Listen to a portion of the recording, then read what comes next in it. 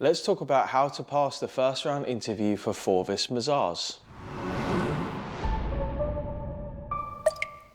What's up guys, it's Mike from Job Ready English. If you don't already know me, I have been coaching people into top jobs at world famous companies since 2013.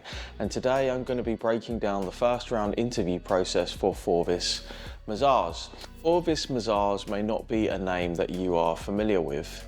For those of you who are watching the video in the UK, you will probably know Mazars, the 6th largest professional services company in the UK.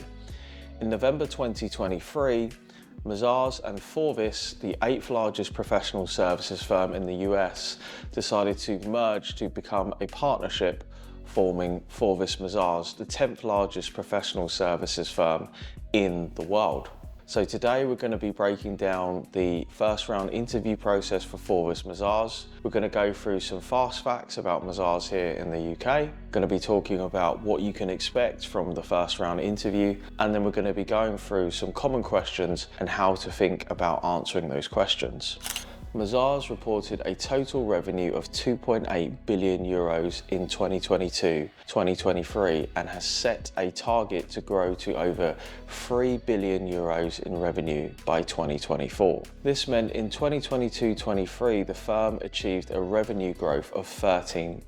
Based upon this, Mazars' global fee income, audit and assurance forms 43% of this. An interesting fact, when you break down the fee incomes of top professional services firms, you will tend to find that the majority, 30 to 40% of their revenue, is derived from audit and assurance, and after this comes tax, then advisory and deals. And generally, audit and tax tends to make up 60 to 70% of a professional services company's annual income. And in 2023, Mazars invested in over 30 business projects in its business investment fund. So what can you expect from their first round interview?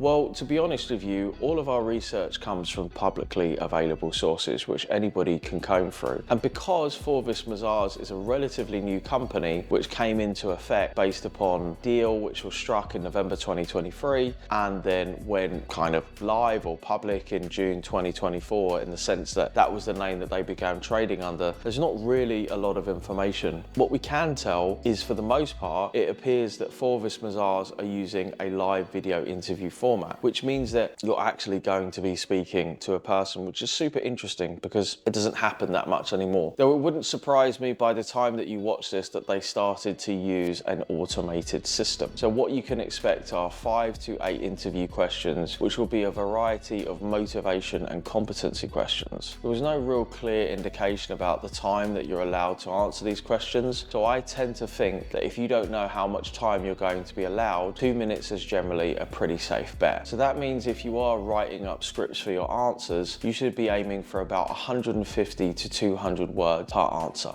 So let's go through the 8 questions that we found to be either incredibly common or common when we were analysing the interview responses and questions for Forvis Mazars based upon the past 6 months to a year. Question number 1, why do you want to work here? The facts that I gave you at the start of this video are a good indication of the types of facts that you should use to generate your answers. Now, to be frankly honest with you, today it's never been easier to derive facts from a company. A trick that I like to use is by downloading a company's annual report, putting it into ChatGPT, and then asking ChatGPT to summarize the annual report and give me 25 to 30 interesting facts, and then picking out facts that I feel are quantifiable and not generic in their response. Now, I like to think about this idea of 5 fast facts. It tends to work well within 2 minutes. It doesn't matter what type of facts that you use, but if you want to kind of level up your answer, one thing that I suggest is take one of those facts that resonates with you and allows you to inject a little bit of personality into your answer, instead of it just sounding like a shopping list. Question number 2, tell us about a time that you got feedback and how did you take it? A really important part of the process when you go to work for a professional services firm is that more than likely you're going to spend at least 3 years training, whether that's to get a chartered qualification or just to learn the job role. Most professional services are reasonably similar. Forvis Mazars may accelerate somebody's progress in terms of going from an associate to senior associate to a manager and a senior manager because the company is smaller and looking to grow more aggressively. Having said that, receiving feedback is for most people something that they would have experienced from their work or in their academic life. And what you want to do is make sure that you're using the STAR format, so situation, task, action, result, and put the majority of your emphasis into the action that you took. For example, say you submitted an essay and then you were called in by your professor and received some feedback about the styling, the facts that you use, the sources, or potentially that you use AI to generate some of your answer. Now, what's really important is, number one, when you receive feedback,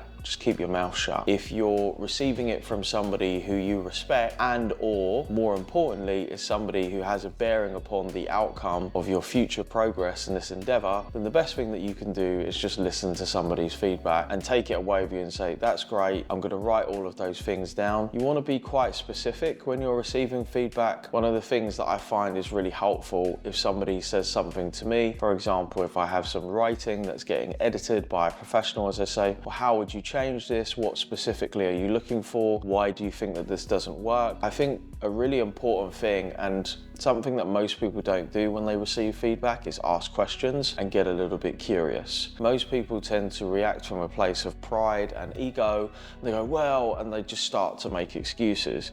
Now, the truth of the matter is, of course, in a professional context, feedback is important, particularly in a highly regulated environment like, the industries that most of the professional services firms operate in. But, also that person is taking the time to tell you how you could be better. So the least thing that you can do in a respectful way is just listen to them. Doesn't mean that you have to agree with all of their feedback. Doesn't even mean that their feedback is right, but just take that on board. Otherwise, certainly from my own point of view, as somebody who has to take the time often to give feedback to other people, if I find that somebody begins to resist that feedback, I just think, fine, I'm not going to waste my time.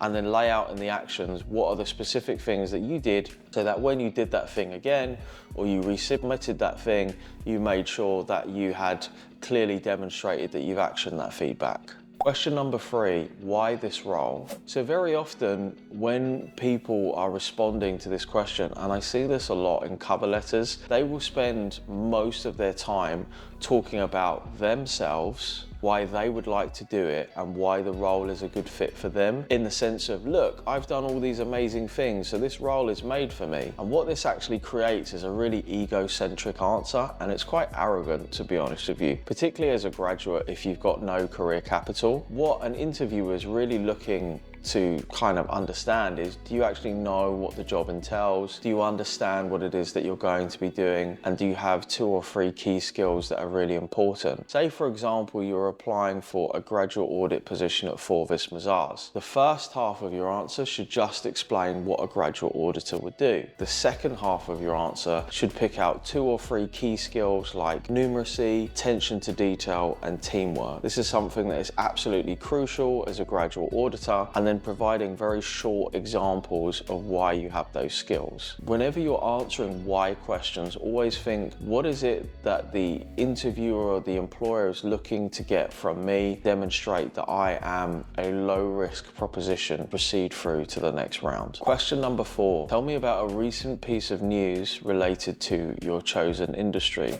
Now, this is a commercial awareness question, and it's generally a place where a lot of graduates will fall short. What will happen is that they will say they have an interest in accounting and finance, investment banking, whatever be the industry. But when you say to them, well, what's something that's happened recently that it really interests you? They go, I don't know, but I just really want to work there. Your actions will really demonstrate your intent. And something that you can do to kind of get ahead of this is just make sure that you subscribe to a newsletter for an industry news site. All you need to do is type in accounting and finance industry news or risk industry news, whatever be the the industry that you're interested in working in, and then just read a weekly newsletter or a monthly newsletter that gets sent out. Now, you don't need to deliver a really in-depth commercial analysis of a particular company that's going through a problem. All you need to demonstrate is that you have some interest in the industry, you've got your finger on the pulse, and you have an ability to convey complex information in a simple fashion. A little additional tip for this, I would definitely not pick a macroeconomic issue. For example, like global inflation or general recession or something like that. It's really difficult to explain in 2 minutes. I mean, it would be tough to kind of get your head around it in 20 minutes, right? So try to pick a microeconomic issue, something that's happened to a company, or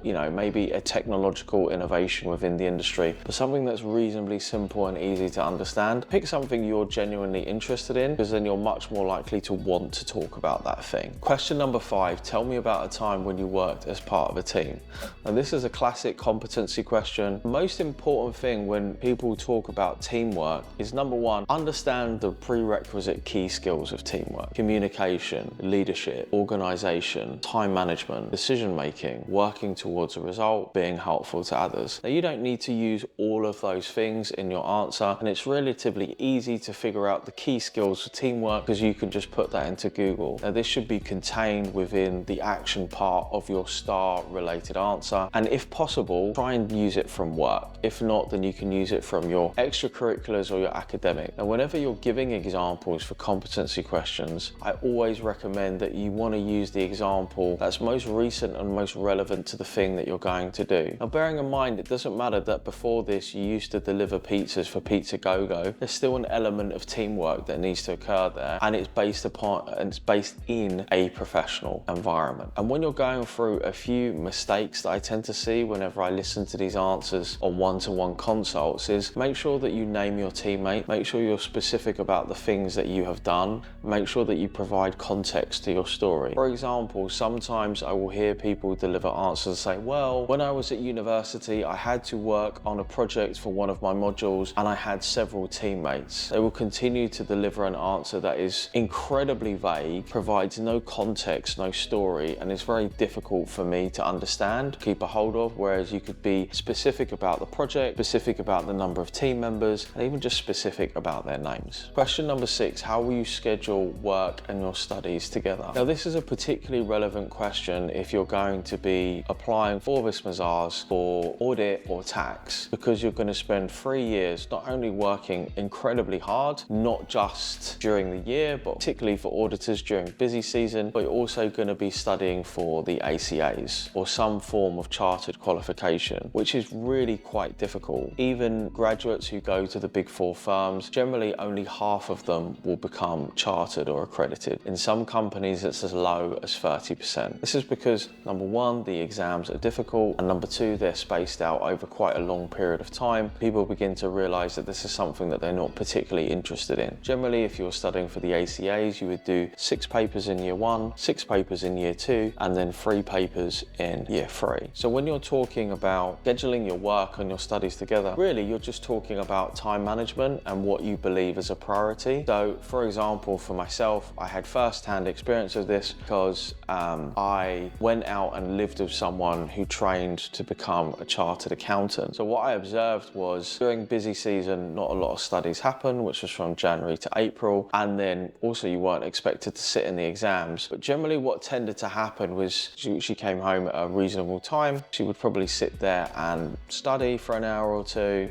I'd cook dinner and then go to bed. And generally of a weekend, at least one of those days would be spent studying. Also, you will get to go to college. You'll probably do something maybe through Kaplan or a college similar to that, but you're just talking about how you would manage and prioritize your time. What this then means is there wasn't a terribly large amount of time left for socializing or just doing whatever. She had to be pretty organized about how she managed her time. And you can also give an equivalent equivalent example, for example, with the work that you've done at university, your studies and a dissertation or some other third-party event like running a society. Question 7, tell me about a time you had to solve an issue. Now, I like to think about this question as kind of similar to tell me about a time that you had to solve a difficult problem. So first of all, you should pick something which is reasonably challenging. I would say which has at least 3 steps. So a 1-step problem is I need to go to the toilet. A 2-step problem is I went out to get some milk and there's no milk at the newsagent, so I wanted to go somewhere else. These are not difficult problems or issues, you know, so 3 steps are really having to think creatively, to be innovative, and also to outline a problem which is, in the best case scenario, related to work. A very good example of this is a difficult customer, a changing deadline, or, you know, just a change in specification of the work that you have to deliver.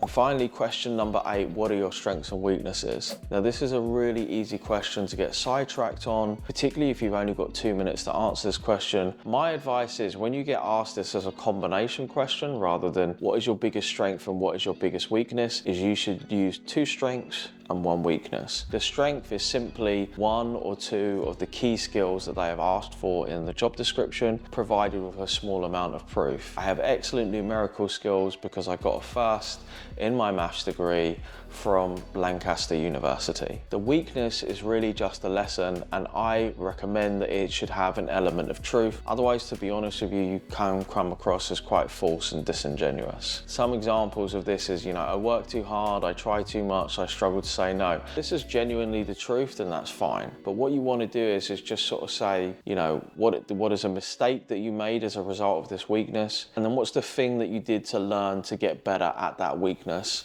so that you no longer have it anymore, or it's just less of a prevalent part of who you are today. Guys, I hope that you've enjoyed this video. If you have, hit the like button, give me a thumbs up down below. Let me know what brought you here, or let me know how you get on with your interview. I really wish you the best of luck.